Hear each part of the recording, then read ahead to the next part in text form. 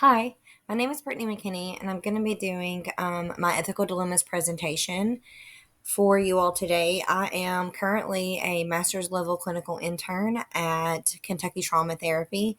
We are a private based practice that does a lot of trauma informed focus. I also do target case management for the same facility.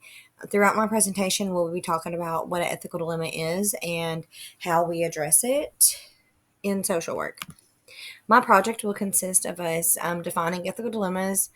Why is it a dilemma? We will be looking into the Kentucky state statutes as well as the NSA Code of Ethics. We will look at the decision making process as well as coaching the employee through any of the instances that we may have the ethical dilemmas arise. An ethical dilemma is a situation in which a difficult choice has to be made between two courses of action, either of which entails transgressing a moral principle. The way that I understand applying ethical dilemma concepts in my practice is sometimes we're going to be faced with decisions and things that we have to do that doesn't necessarily feel right, but they are what we swear by. And I'm glad that we have the ethics to practice by because it doesn't mean that we just go about making our own rules. We have a set of rules that we swear to follow. And for me, that kind of gives us like governed structure. It can't just be a free for all and you just do what you want in this profession. The dilemma that I'm going to be presenting today, I chose to not disclose the names of the agencies that we were talking about just due to anonymity and not wanting to, have a negative interaction with this facility. I think you can always hope once you have a breakup between partnerships that there can be a mutual understanding that you have respect for one another and you just went different directions. That's kind of what I've experienced with walking through this ethical dilemma in my practice. The dilemma was the employee was a client sober living house leader as well as their billing peer support clinician. Therefore, she was living with the clients that she was also doing peer support with. That also created the issue because she was in a position of power as their house leader. The agency was made aware that employee was in a dual relationship role. And so that's going to be the dilemma that arose from that. Before we get started with talking about the laws and codes of how you know something may be an ethical dilemma, um, part of this dilemma transpired just as me being a case manager and building rapport with my clients and, them beginning to say that they weren't completely honest with a lot of their recovery programs due to fear of retaliation, not being able to work an honest treatment plan with their peer support due to them not being able to be honest about where they really were and what was happening. And so that's kind of some of the things that I particularly saw firsthand of why it was an ethical dilemma. But you're able to look at our Kentucky state laws and our codes to kind of give us a better definition of why it is a dilemma. First of all, social workers are bound by a code of ethics, and those ethics give us a precedent of rules to follow. Like I talked about earlier, we have Kentucky Revised Statutes that you may hear me call KRS. And those are essential because that is actually the legal framework that we practice social work in. That is the guidelines and the bounds that within our scope, and we don't cross those because it gives us a standard of practice. Some of the applicable laws that I saw that were being jeopardized here was KRS statute 335.100, 335.070, 335.160, and 620.030. Those do consist of ethical conduct and social work, licensing and practice standards, grounds for disciplinary action for the above said, and the duty to protect and report. You can look on our KRS statute sites to further define those if you need to. But basically, whenever we're breaking our ethical conduct, we are practicing in ways that puts our moral integrity at order because you don't necessarily know how you're going to operate whenever you have a dual relationship. There's blurred lines, there's different boundaries, and it just creates a problem, as in, like, the clients not being able to be honest about where they were because of fear of retaliation, but also you have somebody billing for services with somebody that they're not really working the honest treatment plan with them. So you have a lot of things like insurance fraud and other things that kind of go right along with that. I think dilemmas kind of trickle down and they kind of snowball if you don't get the adequate interventions. And our workplace policy, we're very new. We're a fairly new facility. I think she's been open a couple years, and then she just actually expanded within the last year, hiring some new clinicians, starting target case management, community support, peer support, things like that. And so we are still working on our official policy manual. However, when I did talk to my supervisor, she said that our workplace policy is that all employees follow the NSAW Code of Ethics, even if you are not a social worker. And then also, the workplace policy states that we will follow KRS statutes when applicable, that they will supersede any of the other rules. In the decision making process, the standards in the NSA Code of Ethics that apply to this dilemma are the conflict of interest, impairment of professional judgment, exploitation of clients, boundary issues, and informed consent and transparency. And just to talk a little bit further about those, the conflict of interest has presented itself because the house leader they're in a position of authority over the client. And since they're in that position of authority, it doesn't give the client a safe space that they can actually open up and have a trustful relationship with their house leader. The impairment of professional judgment presents itself because there's multiple relationships within this one partnership, and the risk of harm can come to that because decisions may be made that aren't really necessarily for the best interest of the client. It could be financially motivated by you, or it could also be something that you think is in the best role of the client in completing their program, but not necessarily their best interest for themselves. The exploitation of the client is having a financial role to play within that.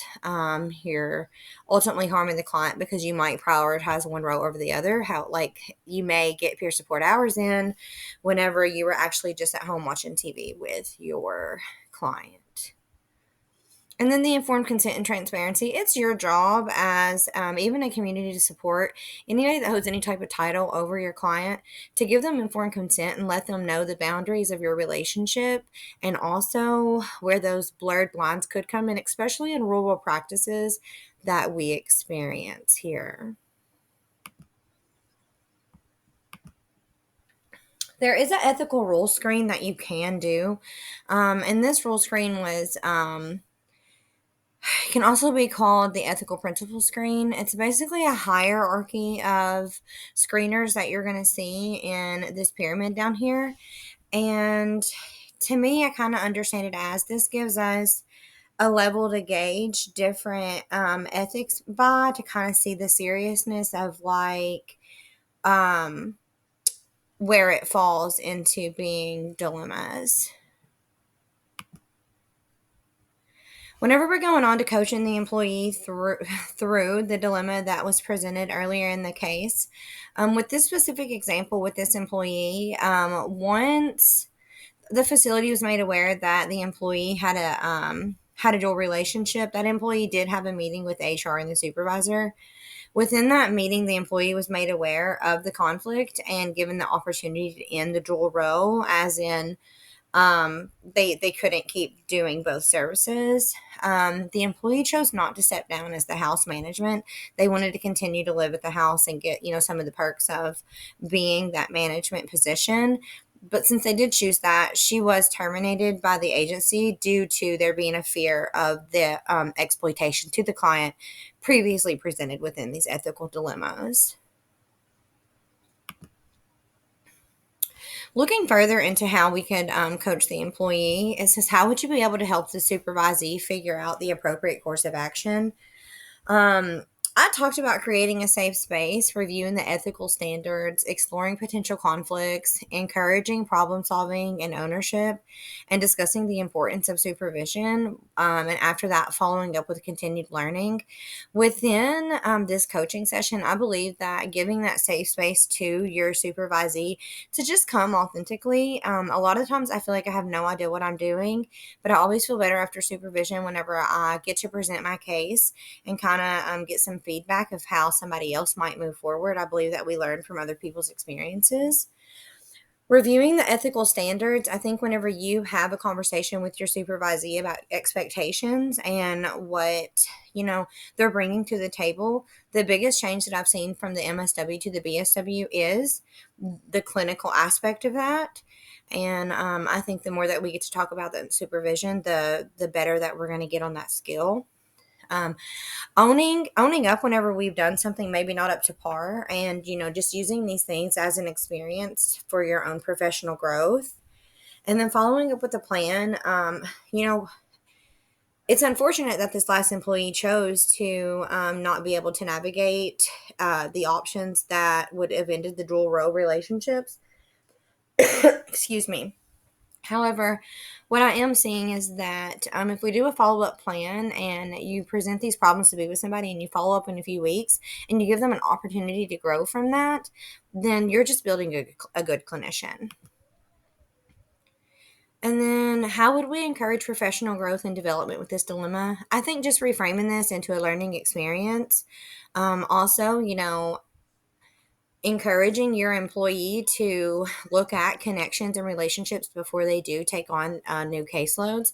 If they can be aware to make these decisions prior to accepting these new relationships, then they can also use that to grow their practice moving forward.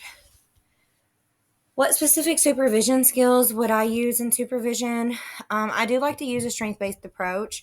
I also like to use evidence based practices. I want to see why it works. And then also, I said applying critical analysis to the situation. I think you have to get uncomfortable sometimes to grow. And I was reading that off of an article of ethical decision making by Madison in 2000.